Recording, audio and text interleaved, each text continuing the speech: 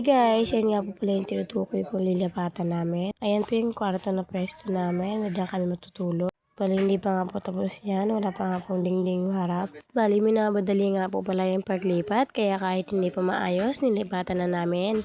At yan nga po, nililinisan ko na para hindi na mahirap ayusin yung gamit kapag andyan na yung mga gamit na nilipatan.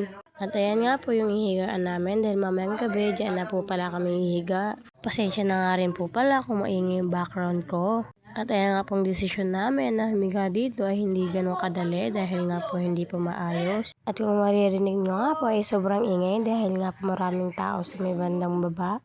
At dito nga lang po pala ako sa taas ng kwarto namin nagre-record kaya rinig na rinig.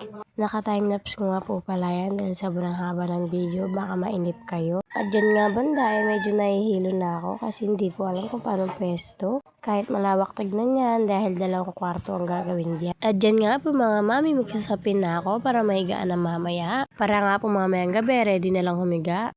At sobrang hirap nga po pala maglipat ng gamit lalo na kung marami kayong gamit. At kung makikita nyo nga po dyan sa video na yan na wala akong katulong, kami naman po kasi mag-asawa lang ang hihiga dyan. Nga po sa dingding na yan na nasa likod ko, meron din po nakapwesto dyan na kwarto. At mas pabor nga po sa akin na wala akong katulong para alam ko kung paanong design ang gagawin ko at kung paanong pwesto. At dyan nga po ay dapat tutupiin ko yung kumot ko, pero maya maya ay dumating yung asawa ko, nagisan ako ng kulambo kaya wag na lang daw tupiin. At ayan nga, tutulungan niya daw ako pero wala naman siyang inambag na tulong. Puro chismis lang. At ayan nga, ihiga daw siya. Ang galing, di ba? At dyan nga, pinakuha pa niya sa akin yung una, ihiga daw siya. At ang galing nga, nauna pa siya sa akin. Sabi niya, tutulungan niya daw ako, pero nauna pa siyang humiga sa akin. At dyan nga, yung mga damit naman na ayusin ko dahil nga nakakalat, ang pangit tingnan. At dyan nga, medyo malapit na ako matapos dyan, kaya umupo na ako at inayos yung mga damit. At sabi nga niya, bakit daw ako nagbibideo, kaya ayan, kinuha ko muna. At ayan nga po yung tinutukoy kong nakakatakot kasi walang hagdan. At ayan nga, tirik na tirik yung araw. Napaupo na nga lang ako sa hingal, kaya ayan, tumambay-tambay muna ako dito habang nakaupo.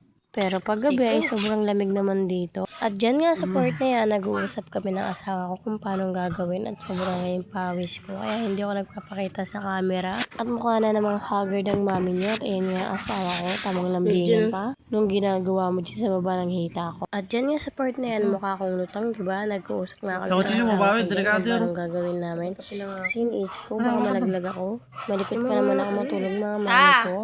At kung mapapansin nyo nga ay sobrang payat ko dahil yun sa implant ko. At yan nga makikita niya asawa ko na bababa. Kitang-kita niya naman na napakahirap ng daanan. Kasi nga walang maayos na daanan. At dito nga po pala sa part ito nga po pala yung dati namin titirahan. Ayan nga wala na masyadong gamit. Kasi nga naglilipat na kami ng gamit. Kasi nga po lagpas na yung palugit na binigay. At dyan nga po makikita nyo wala na kami gagamit-gamit. Kaya pasensya sa mga mukhang nahagip. Ayan nga po yung rep na itatapon na. At andyan nga po pala yung pusa namin na hindi yata matanggap na lilipat na kami. At nagmumukmuk nga. At ayan nga po yung gamit ng baby ko na itatapon din. Yung baby ko, clap-clap daw. Anong ginagawa mo din anak? Mukha kang kinulong. At ayan nga po pala yung nilipatan. Diyan nga po pala yung kwarto ng biyanan ko. Talaga namang napakadumi pa kasi po hindi pa tapos yung paghahakot. Pasensya na rin po pala sa drawer na yun na nakatambak. At ayan nga rin yung pinggana namin. At dyan nga po sa part na yan ay makikita nyo kung anong itsura. Ayan nga yung kwarto na medyo malawak. At dyan nga po pala yung sala. At talaga namang marami pa talaga dito mga nakatambak. At dyan nga papakita ko sa inyo kung saan nakatayong lababo. Ayan nga po pala yung lababo. At sa gilid yan, dyan naman po yung CR. At talaga naman napakarami pang gagawin. Ayan nga, ginagawa mo dyan. Mukha kang nagmumukmok. At dyan yung kwarto namin. Ang hirap ng daanan, di ba? Walang hagdan na maayos. Yun lang.